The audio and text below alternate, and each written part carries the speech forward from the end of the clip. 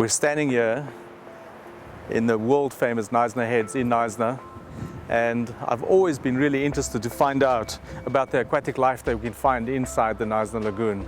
The one that I'm mostly interested in is the little Knysna Seahorse. It's an iconic animal for this area of the world because you can only find it in Swartvlei, in the Knysna Lagoon, and also in the Keerbooms River. I really want to know how many of these animals are still inside the lagoon and where you can find them. And over the next few days, Ken, my trustworthy cameraman there, and myself are going to go into this area and see how many of these little animals we can find for you. I think it's going to be a really, really good journey. We decided to start looking for seahorses in the harbors and the float areas of the pontoons because of all the growth you can find there. The first one we found was this little seahorse. It was only about 2.5 centimeters high, and how we found it, I don't know. It was by pure fluke and luck.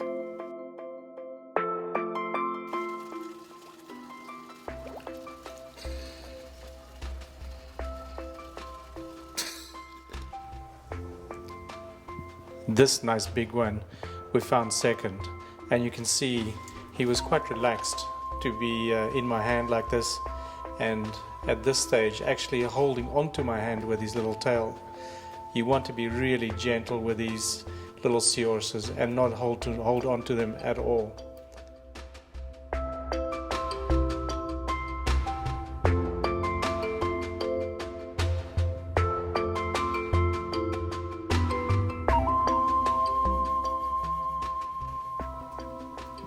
While I was looking for the seahorses and I was lying very still, I realized that something was pecking away at me, and these little small fry thought I was a big fish, and they were busy cleaning me like they would any big fish that comes to a cleaning station to be cleaned of little parasites and things like that.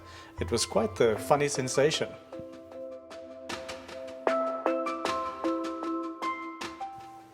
You can see the spiral at the bottom right hand side here, and that's just a whole lot of fish eggs.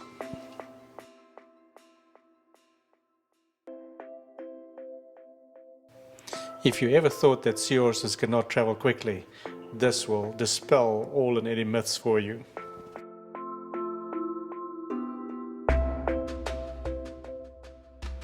This sea area was so nice and colorful, we just couldn't resist getting a shot of it.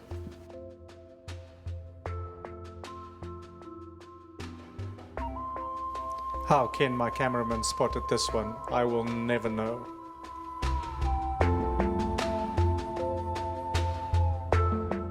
You can see how well camouflaged these little seahorses are. They have a hard exoskeleton, and the little debris that float by them actually clings to the exoskeleton, making them very, very hard to see.